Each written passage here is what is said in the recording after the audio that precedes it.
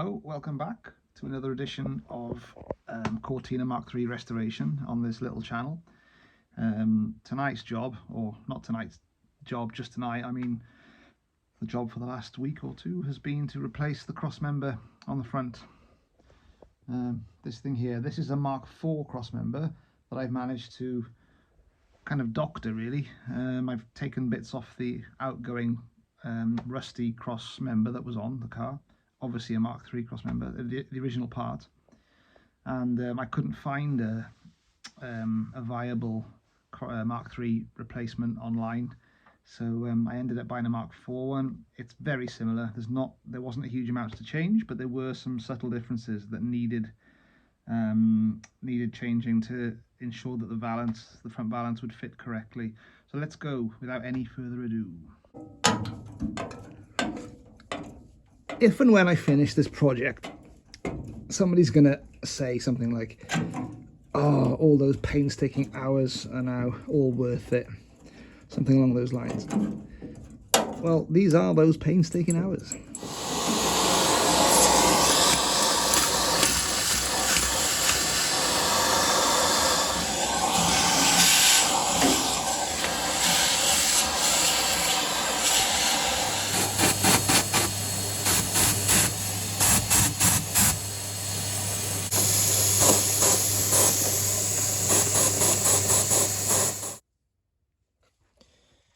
Right then, 4 to 6 bar for the Ford Taunus, and we're putting it in with a lance into the cavity here. So we're cleaning up the inside of the cavity. We've blown out all the dust and we've hoovered it, as you've seen. We've metal brushed it as best we can. So inside there now is basically partially still primed, but mainly rusty internal cavity. So I'm using Ford Taunus rust converter. What I'm hoping to do is put the Dinitrol in on top of this once it's dried after 24 hours.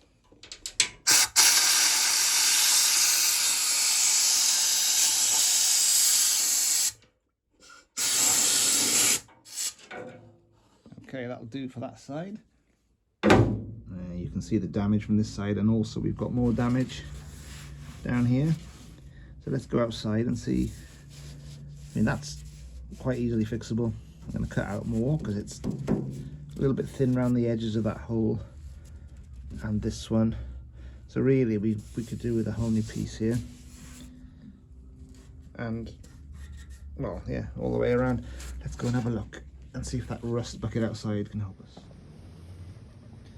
The answer is no. It's a resounding no. Well, there we are. We'll cut out the rotty bit, and then on this upper valance, this is too far gone. We're gonna have to replace the lip here. It's okay along here. It gets a bit ropey here, but I think that can be saved. That's just the MIG, isn't it, to go through and plug weld them instead of spot welding. Right, let's go and have a look what I've got. Section is gone. This section ain't great there, but I'm gonna wheel it back and see how good that is. But luckily, I think we're okay. Okay, we can save that bit. Well, here we are, but there is a difference. We've got a recess here, much further up from the edge compared to my facelift. So this could be a pre-facelift feature. Maybe this part is from an early model. Anyway, the bit we need should be good. This part, I'm gonna have to tap that flat, aren't I? Oh, despite the rust, it's good thick metal, as you can see there. So we're okay.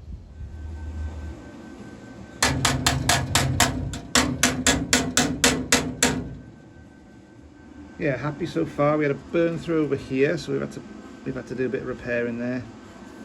Everything else looking good so far. Well, that's the weld done. And then what I did, I shone the light through, and just to get the pinholes, there's not that many for me, and then I've dabbed them with a yellow pen so that I can see where they are to go over them, and then we'll grind back again and then we'll be done. We got some good penetration. This is the view from the rear. Okay, we're done. I just ground it back a little bit on the back, and with an actual manual file in the corner there, because I couldn't get anything to get in there, not even a Dremel with the attachments I've got for it. Anyway, completely sealed. Forgot to do this bit back in the day when I was doing this. Just under seal there, old under seal. So that'll come off as well, but for now I've just done the weld point area. Yeah, I'm happy with that. And there we have the finished repair to the upper valance. Very happy with that. There's a bit of etch primer on there now and weld through on the bottom, so we can weld in our valance, lower valance to it later on.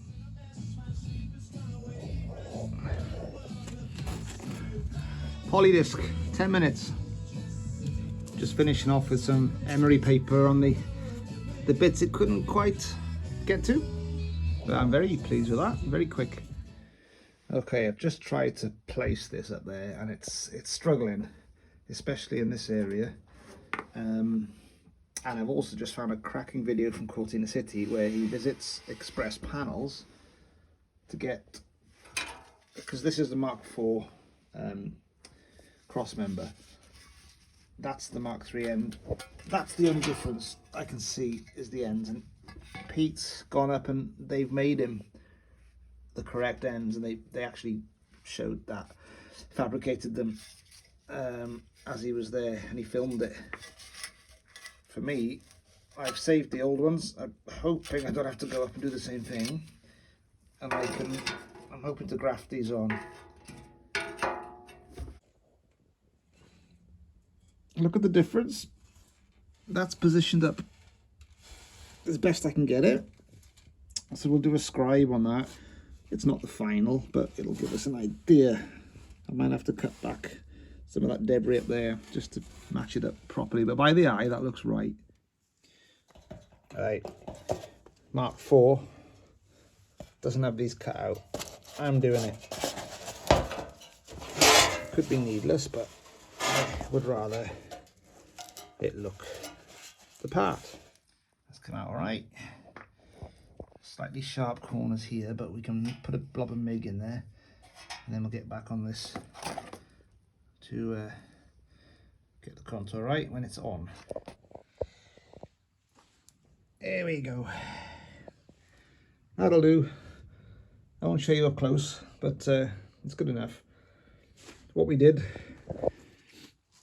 I think you saw me drilling some small holes, and after that we used the pliers to just the metal snips to create some lines in the drill holes, and then we could grab onto the grab and wiggle until we had just a minimal amount of overspill left around the edges. And then we did a bit of a crock sand very gently. We finished off with lost it now. Here it is. Finished off with this, and it was perfect for the job. Took a bit longer, elbow grease, but yeah, got it in perfect shape, and it's created a nice smooth edge around. They're not completely circular, but they're not far off. Once they're painted, nobody will notice. Anyway, in terms of what I'm doing with the sides, this is the cut section from the old part. That's a Mark III. That's a Mark III end, and the bit on it, the grey bit, is a Mark IV. So you can see the different contour, the valance. I've made a mark of where the groove was, which is, when I say the groove, I mean that groove there, the indent. And it was on this. I thought, which one do I cut away? Let's cut away the new part one. Keep this as whole as possible, so we're not having any welds up here. We're gonna have to weld just below it. It's about half. It's about 5 mil below, and I've made a little mark where the line was on this one. So that shows you that yellow mark needs to line up with the groove on the inside there.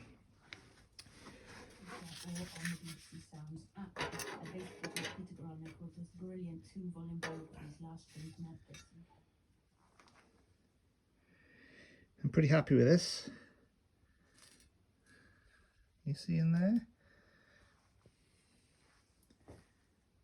It's got the only bit I've stuffed up on is this gap here, but I think I can make that up to a point and maybe dab a bit of tiny fragment of metal in there somehow. And the rest of it's great, it's fine. So some tacks next. What a pain in the bum, eh?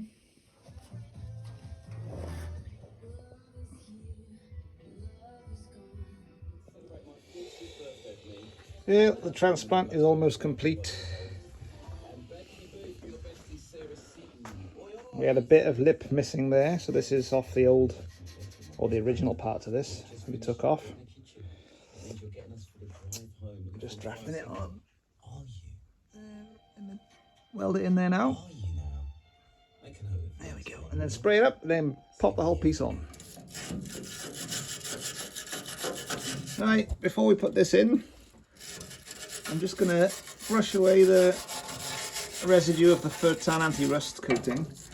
It does get a bit dusty, it says in the instructions, so just give it a light brush where you can, and then we'll put some paint over that. I think Ford Taunus on its own, it says it's got a shelf life of 6 months pre-coating, so cavity. Yeah, I think I'll put a primer and a top coat in there, and then we can dinner-try after that anyway. So maximum protection. You could probably go Ford Taunus followed by Dinitrol wax over it, but I'm going to play it safe and go for paint as well. Easier to do it like this rather than through there. I can still do it through there. You can still get your Dinitrol. You can get your lance through there anyway in the future. Hence, I think that's why these holes are there. So we'll carry on. Well, we're clamped in, folks. It went in a lot easier than I thought it would. I can pull this forward. Let's have a look what I've just done there now. Up somewhat. I think it'll be all right. All right, gotta go for lunch, but we'll come back this evening. I might get a few spot welds in. I think it's struggling there a bit as well, isn't it? It's not quite. Have to bend it a bit. We're gonna have to bend it a bit, aren't we? It's okay there. Okay. Anyway, I was expecting a lot worse. That ain't too bad. Right, she's in of sorts. We've put a few spots in, as you can see, spot welds, and also some. There's I think 2 on each side here. Obviously going to plug the rest because we've already got drill holes. Made a mistake there. I was pressing. This was a bit proud here, so I used the plastic clamps just far away enough just to get it tight before we spot welded. It slipped on the first one, hence I didn't get it butted up as I wanted, so I drilled it out again and started again. More clamps than you'd care to imagine. Anyway, it's a mock-up. We've got a problem here.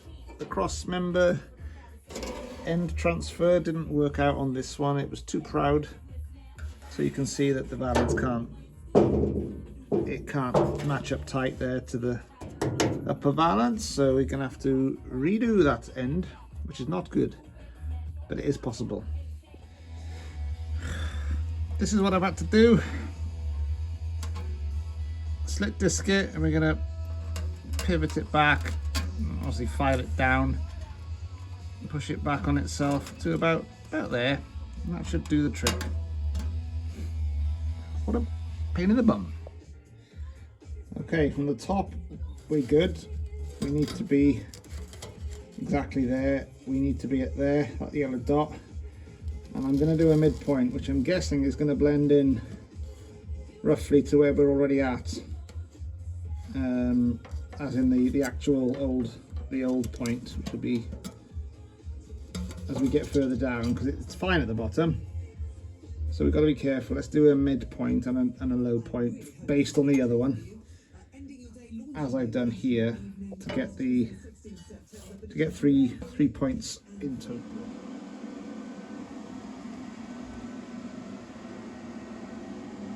So after that cutaway, this is what we're left with. We've come in about almost a centimetre up there, and then gradually faded it back to 0 at the bottom. And then I've obviously cut too much off here. I always do that. I'm pretty rubbish when it comes to cutting metal. There we go, it's still miggable. And the valance now fits. So let's weld this up tonight, butt weld that up, get some more spot welds on the new cross member and plug it where there's some areas that need to be plugged and not spotted. And there we go. Right, hopefully that's not too dark. So we put the valance back on, just roughly. Like I said, it's a second-hand valance. It's not the best, but I'm going to go with it because funds are tight and it does fit. It's a bit shy there. I'm not worried so much yet about that. It does run all the way along where it should, but it's still a bit, I don't know, I'm just getting a bit paranoid. It just feels bulgy. There's good. That was the proud one. Right, tight as nice profile there, and should be the same on this side. Where are we? See that? How's that looking? I think it's okay. I'm 99% sure that the sides of what I just showed you there, of the cross member, are no further out than they were previously on the old valance now. I think I'm just being a bit paranoid. It just bulges there a bit, so maybe the tops are. I'll see what I can do. It's probably the panel being old. I mean, before I did fix this, couldn't even get it under there, and now it fits flush. That's all fine. I think we're going to have to go with it. We're going to polydisc all this back and put some epoxy on it rather than the red oxide. This just protected it while it was in storage. Yeah, I think I'll go with that. Decision made. So there we have it. I've made that little repair there. I haven't yet grounded it back, but that will now fit the front valance. It's all spot welded in, or at least I've begun to spot weld it in. There's a few more to do. So it's on the car. It's a job done, and I think I've got away with it. It's nice. It's good quality. It's an original part, albeit Mark IV. But let's get it painted in correctly now, and we can then move on to the next job, really, which is some repairs down here and this here, and then we can move on to the sill on the driver's side. The inner and outer sill are the last panels to be repaired on this shell. Yeah, so once those driver's side sills are on, inner and outer, I will have counted 23 panels or sections having been replaced. I think there was 4 alone in this section, 3 on the other side. We've just done the cross member there, valance. There's been some little repairs as well, and there's an ongoing repair. We fitted the wrong wheel tub there, so we need to work out what to do with this, whether to replace the whole thing or graft in just a section. We did the rear corners of the rear windscreen. Huge amount of work on the back, if you remember. Inner quarters, outer quarters, both sides. So outer quarter that side, both sides this. Inner rear valance, outer rear valance, slam panel. Yeah, to name a few. So I'll be glad when it's all over in terms of the bodywork. Still got some stuff to do there. Roof as well, needs a little bit more panel beating. Yeah, I'll be glad to move on to something else other than bodywork at some point, metal work. It's been great. I've learned a lot. But yeah, I'd like to work on maybe the engine or get the front clip built up. We've got another one here to model off, to go off, so I shouldn't make too many mistakes, hopefully, because I've got something to follow. But yeah, let's finish the bodywork first. We're nearly there. We've got another few jobs to do. See you next time.